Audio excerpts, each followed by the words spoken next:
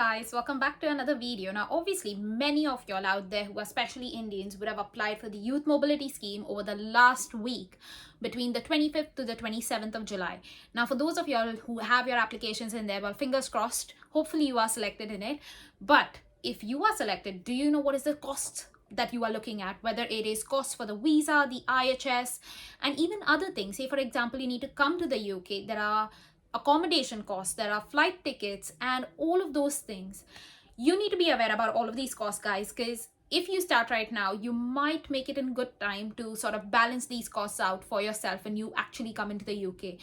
But say for example, if one of you or two of you or all of you do end up getting selected for the visa but do not have the essential cost to support yourselves, you are still going to be in a soup. So in today's video, we're going to be tackling all of the costs related to the youth mobility scheme for all of you guys out there who've applied for it.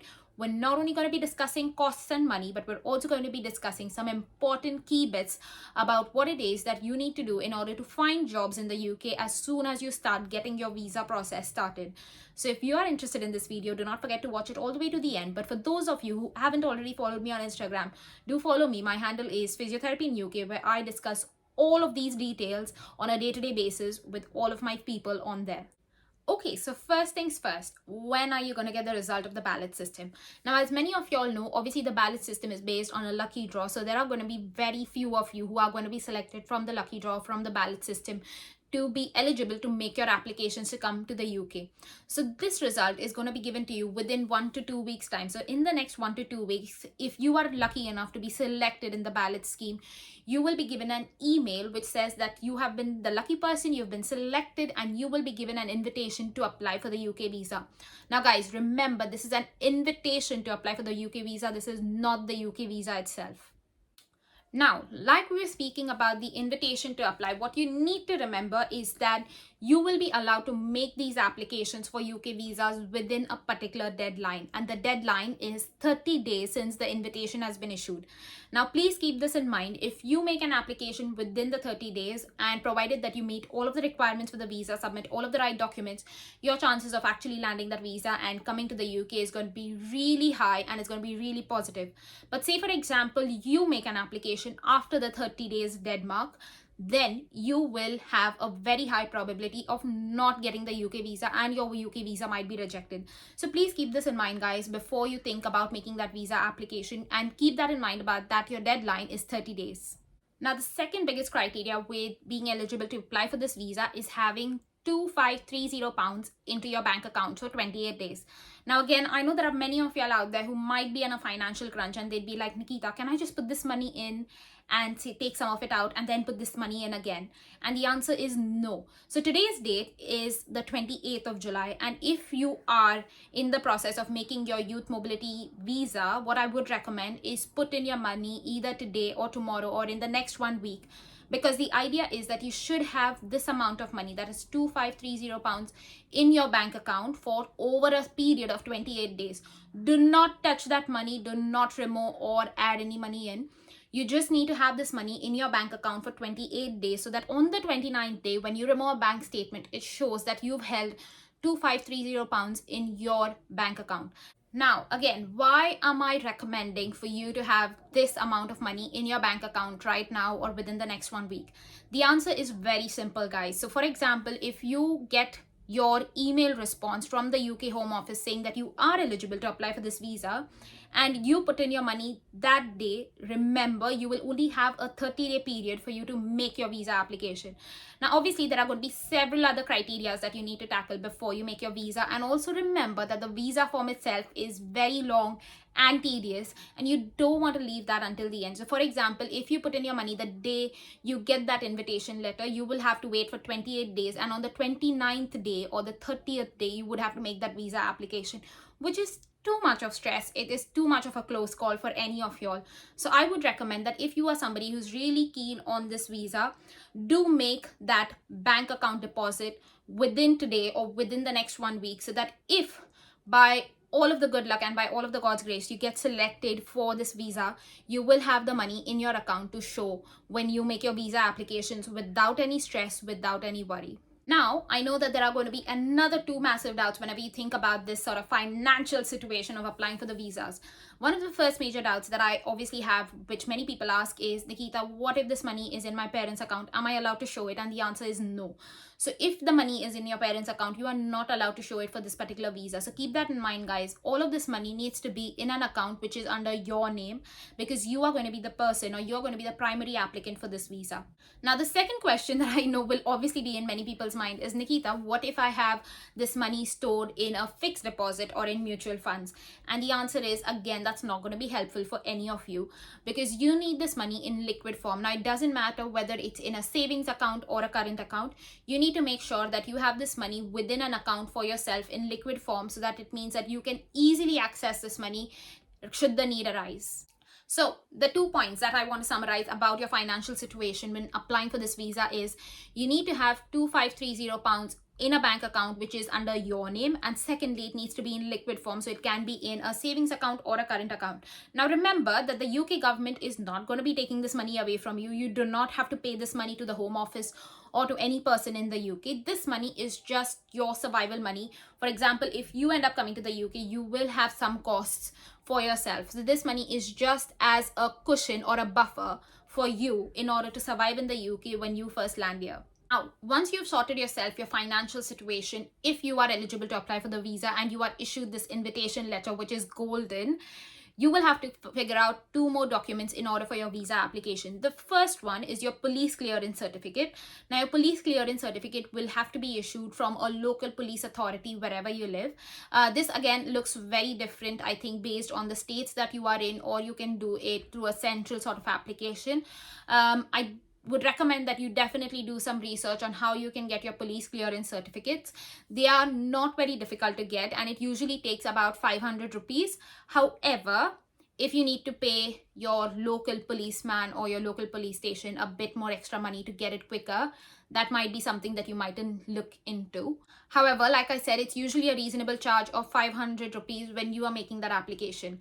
But if you want it quicker, or if you want it fast tracked and you want to contact your local police station, it's going to be slightly higher for you guys. Now, the second document that you are going to need to support your visa application is going to be your TB certificate. Now, because you're coming from a country where obviously TB might be prevalent, the UK government prefers that you have a TB certificate issued under your name. Obviously, there are very specific and some unique test centers in the EU. Now, obviously, there are going to be some very specific TB test centers in India where you are allowed to do this test. So please do not do this from any random place and take that certificate along with you on your visa application day.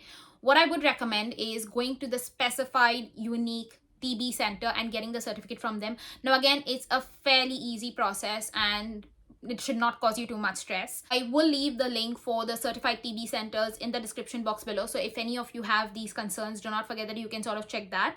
But remember, you do not need to do this until you have been given your invitation to apply. So do not stress about it at this stage or today right now. Now, what I would recommend is usually a TB test will cost you somewhere between 2,500 to 3,000 rupees. So obviously keep that in mind that this is going to be another additional cost for you. Some cities may not have a TB test center which is recognized. So you might have to go to the next nearby city. However, like I said, check the link below because it gives you a lot of information about what is your nearest recognized TB test center.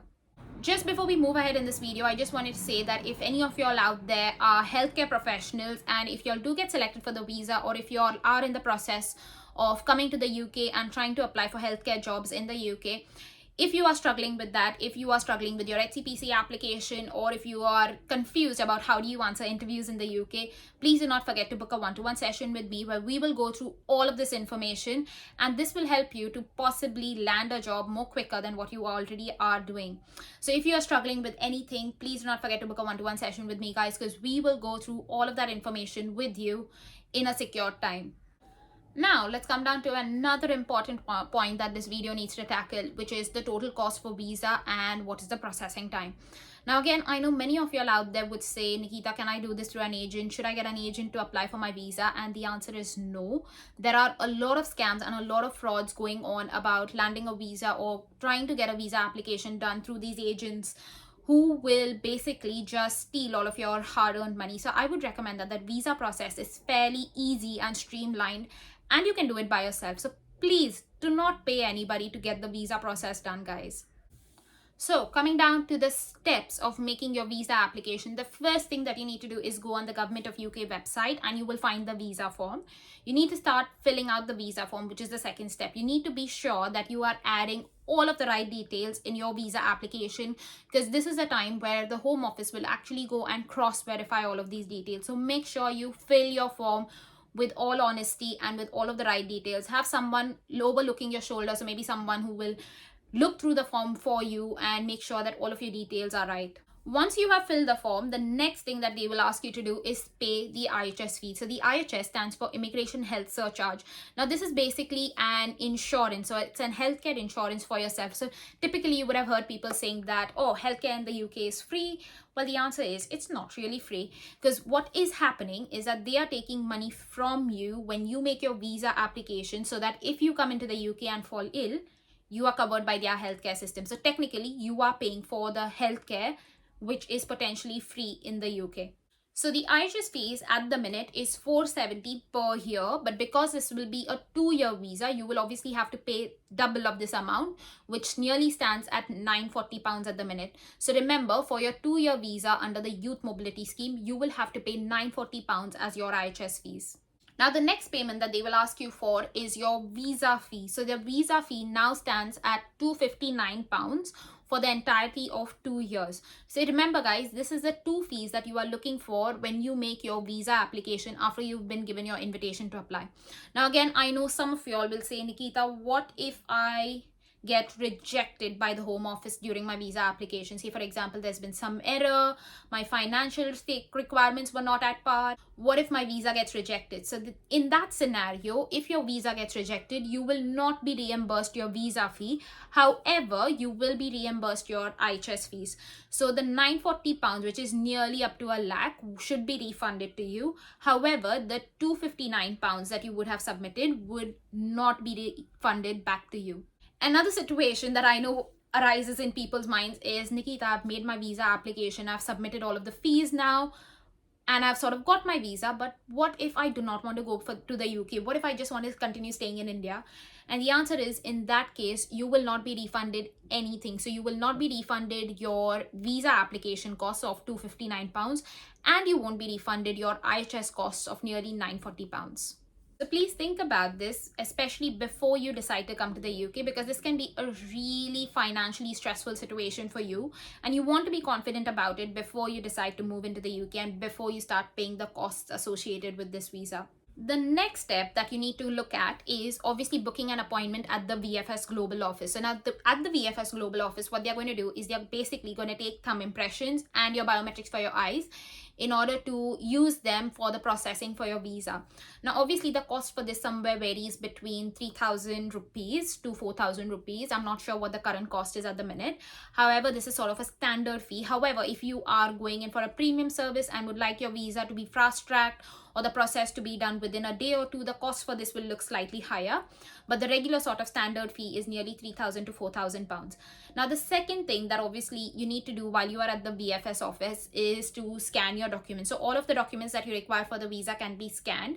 You can choose to do this at home or by the visa officials who are at the VFS office. For me personally, when I was applying for my visa, I preferred getting the VFS officials to do it, just because there is a very specific requirement of the scanned PDF copies that need to be uploaded in support of your visa application. I wasn't confident enough personally when I was doing the process, and so I decided to let them scan it at my visa appointment. And I would say that again, the cost for that will be about 500 to 800 rupees extra, but it was definitely worth it because then I didn't have to worry about it.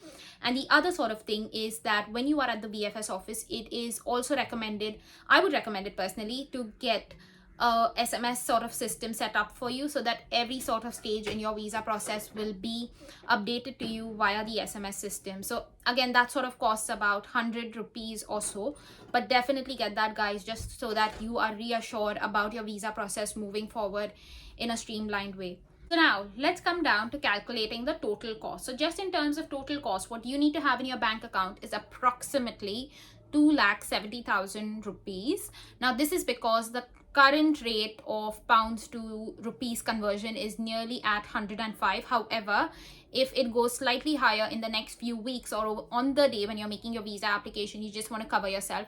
So I would say have about 2,70,000 in your bank account for 28 days if you are selected for the visa while applying for it. Some of the other costs that you need to have in your account, but this doesn't need to be there for 28 days. These are the sort of costs that are associated with the visa, is obviously your visa application fee, which I would say is approximately 28,000 rupees. The second thing is your IHS fee, which is nearly up to a lakh rupees. The next thing you want to have is your PCC sort of fee, that is usually about 500 to 600 rupees. And finally, you have your TB certificate fee, which is nearly about 3,000 to 4,000 pounds at the minute. And lastly, you have some VFS fees, which is about 3,000 to 4,000 based on all of the services you opt for other than the premium service. So the total cost or the overall cost for all of this that I've just mentioned is nearly up to 4 lakh rupees. So I would say out of this 4 lakh rupees, have about 2 lakh 70 in your bank account for 28 days, which you need to do right now or over the next week. And the rest of the amount is something that you can just have saved. Now, obviously, why I recommend doing this right now is because if you start now, you can try to potentially collect this money and save it in your account over the next month. But if you wait for your invitation letter, it's going to be almost too late and you're going to be scrambling to secure the finances to make your visa application. And if you don't make it in the right way, there are high chances of your visa application being rejected.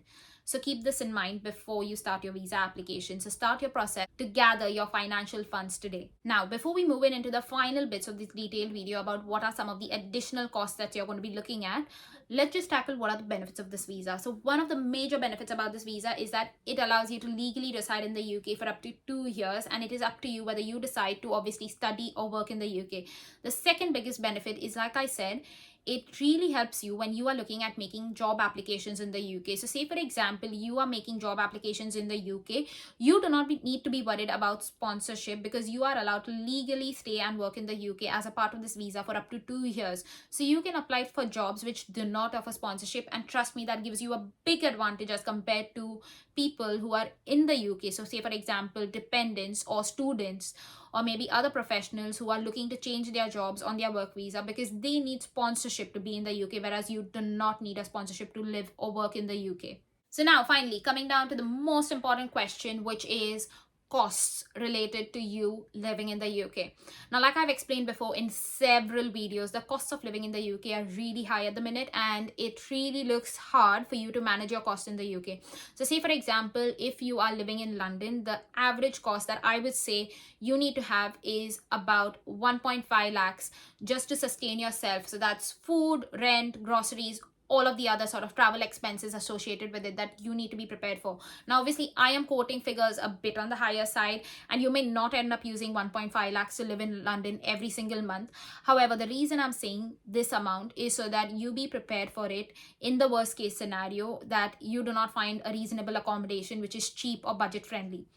On that note, again, if you are a student who's planning to come into the UK in September 2023 or in Jan 2024 and you are struggling to find accommodation in the UK, I would highly recommend Amber Students because they have some really reasonable budget-friendly accommodation, whether it is shared rooms or whether it's student accommodation or even finding a 1 or a 2 bedroom flat if you are a family who is planning to come into the UK. So if you haven't already checked them out, do give them a shout, and the link for that is in the description box below.